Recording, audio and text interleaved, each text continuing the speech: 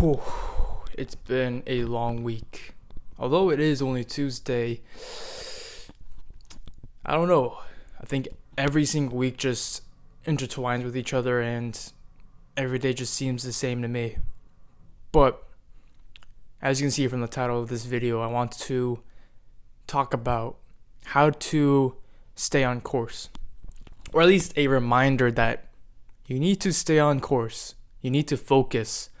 Because if you lack that focus, if you lack that direction, if you aren't going towards your purpose, if you aren't going towards what you're trying to build, what you're trying to make, then what's the point? Because you're just spending all of the time, energy, and resources that could have been spent on your purpose or on that mission towards something, you could spend it all on that. But now you're just spending it on something else. And that's bad. We don't want distractions. You need to eliminate them. And if you're in school like me, if you're in college or high school, you're probably on break right now. And, I get it. It's been a crazy semester. Like I said, I feel like I need that break. I need that rest to, let me just not work. Let me sit still, do nothing, or binge a show or binge Instagram. But that's not what you should do, especially if you're trying to build something. Maybe you should take a day off, just a day of doing nothing, not even work, just chill, be with your family or friends. Just don't do any work. But then the next day and the whole week during your break, that's when you get back on track and you stay focused, you be on course, you stay on course. And that's what I'm trying to get at. A lot of us just want to use our break as a time to, reconnect with others, but also just spend it on bullcrap things like, let me just binge watch shows, catch up on my shows that I've been missing. And although it's nice, it's not sustainable. And if you're someone who's driven, because I know the people who are watching this, I know you are trying to build something. You're trying to be on your purpose. You can't have a bunch of rest days. Maybe you have one rest day every 2 weeks, or you have a half day every week. But your dreams aren't going to be built by itself. You need to put in the work in. And of course, take the holidays off if you need to. I'm not extreme where you have to work 12 hours straight a day. But you can't be off track. Even if it's your school break, you can't be off track. And for me, for my current situation, I feel like I need to be on course. I can't afford to take a day off. That's where I'm at. Because I want to build something. I want to provide something towards you guys. So I'm trying to build something for you guys. So stay tuned. And this is the perfect time for me to give you guys something so then you guys can use it to work on yourselves. And it's still in production. But like I said, stay on track. Eliminate the distractions. So if you don't know what's distracting you, sit down and see, what is your brain trying to pull you away from? It could be your tendency to, have a ghost buzz. Let me check my phone. Nothing there. No notifications, but I want to check my phone.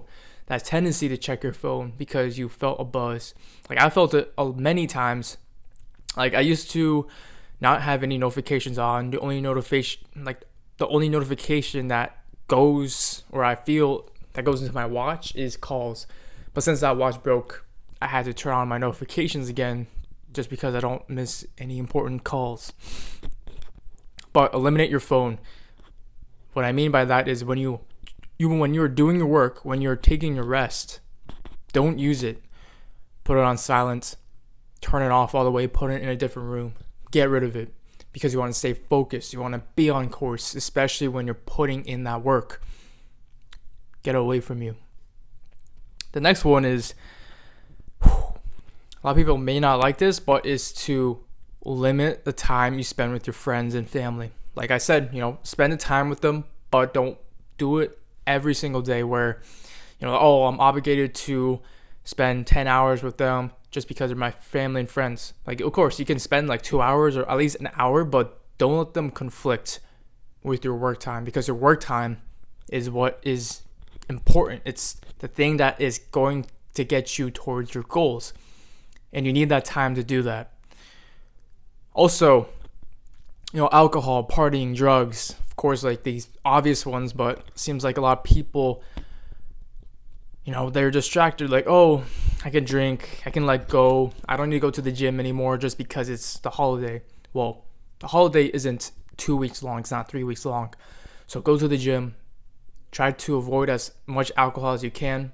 I know sometimes it's hard to, especially, during like a holiday where you just want to relax. I get it, but don't binge drink every single day. You don't want to be distracted. You don't want to feel like crap the next day.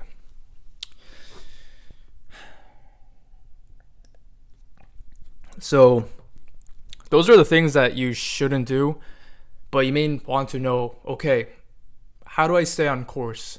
I am working out, I'm being healthy, I'm avoiding these distractions, but what's next?